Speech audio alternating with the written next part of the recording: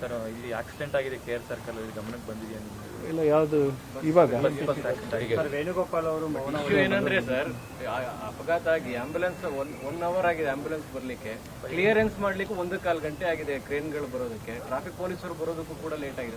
ಅದ್ರ ಬಗ್ಗೆ Bengaluru city central ಈ ವ್ಯವಸ್ಥೆ ಇದ್ರೆ ಹೆಂಗೆ? I am not aware of the accident. ಈಗ ತಾವು ಹೇಳಿದ್ಮೇಲೆ ಗೊತ್ತಾಯ್ತು, ಬಹುಶಃ ಈಗ ಒಂದು ಅರ್ಧ ಗಂಟೆ ಆಗಿರ್ಬೋದು ಅಂತ ಭಾವಿಸ್ತಾ ಇದ್ದೀನಿ.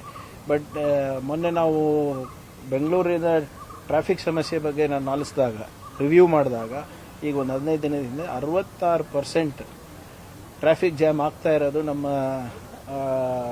ನಗರದಲ್ಲಿ because of vehicle break down.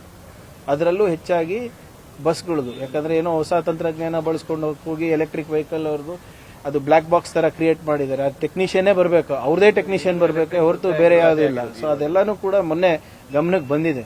ಅದಕ್ಕೆ ಒಂದು ಅರ್ಬನ್ ಮೊಬಿಲಿಟಿ ಪ್ಲಾನ್ ಅನ್ನು ನಾವು ಮಾಡ್ತಾ ಇದ್ದೀವಿ. ಬಟ್ ಇದಕ್ಕೆ ಸಮಸ್ಯೆ ಪರಿಹಾರ ಮಾಡಬೇಕಾದ್ರೆ ಎಲ್ಲ stake holders, Bangalore traffic police, GBA, ನಿಮ್ಮ ಕಾರ್ಪೊರೇಟ್ಸು, ಮತ್ತೆ ಯಾವುದೇ ಥಿಂಕ್ ಟ್ಯಾಂಕ್ಸ್ ಇದೆ, ಇನ್ಸ್ಟಿಟ್ಯೂಷನ್ಸ್ ಇದೆ, ಅವ್ರಿಗೆಲ್ಲ ಸೇರಿಸ್ಬಿಟ್ಟು ಒಂದು ಅರ್ಬನ್ ಮೊಬಿಲಿಟಿ ಪ್ಲಾನ್ ಮಿಷನ್ ಮಾಡಬೇಕು ಅಂತ ಆಲೋಚನೆಯಲ್ಲಿದ್ದೀವಿ. ಬಹುಶಃ ಒಂದು ವಾರ 10 ದಿನದಲ್ಲಿ ಆ ಸಮಿತಿ ರಚನೆ ಆಗುತ್ತೆ. ಅದಾದ್ಮೇಲೆ ನೀವು ಹೇಳ್ದಂಗೆ ಇನ್ಫ್ರಾಸ್ಟ್ರಕ್ಚರ್ ಪ್ರಾಬ್ಲಮ್ಸ್ ಅಲ್ಲ, ಇನ್ನೂ ಒಂದು ಮೆಟ್ರೋ ಕಟ್ಟಿಸಬೇಕು, ಇನ್ನೂ ಒಂದು 10 ಏನೋ ರೋಡ್ ವೈಡ್ನಿಂಗ್ ಮಾಡಬೇಕು ಅಂತ ಸಿಸ್ಟಮಿಕ್ ಪ್ರಾಬ್ಲಮ್ಸ್ನ ಯಾವ ರೀತಿ ಸಾಲ್ವ್ ಮಾಡಬಹುದು ಇರೋ ವ್ಯವಸ್ಥೆನಲ್ಲಿ. 1.5 ಕೋಟಿ ಜನಸಂಖ್ಯೆ ನಮ್ಮಲ್ಲಿದ್ರೆ 1,25,00,000 ವೆಹಿಕಲ್ಗಳು ಇವತ್ತು ಬೆಂಗಳೂರಿನಲ್ಲಿವೆ.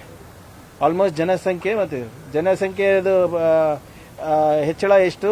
ಸುಮಾರು 3% ಆಗ್ತಾ ಇದೆ year on year growth. Vehicle population 10.7% ಆಗ್ತಾ ಇದೆ. ಸೊ ಇದನ್ನ ಒಂದು ವ್ಯವಸ್ಥಿತವಾಗಿ ಮಾಡಬೇಕು ಅಂದ್ರೆ ಇದನ್ನ ವೈಜ್ಞಾನಿಕವಾಗಿ ನೋಡಬೇಕಾಗುತ್ತೆ. ಅದಕ್ಕೆ ಒಂದು ಸಮಿತಿ ರಚನೆ ಮಾಡ್ತಾರೆ.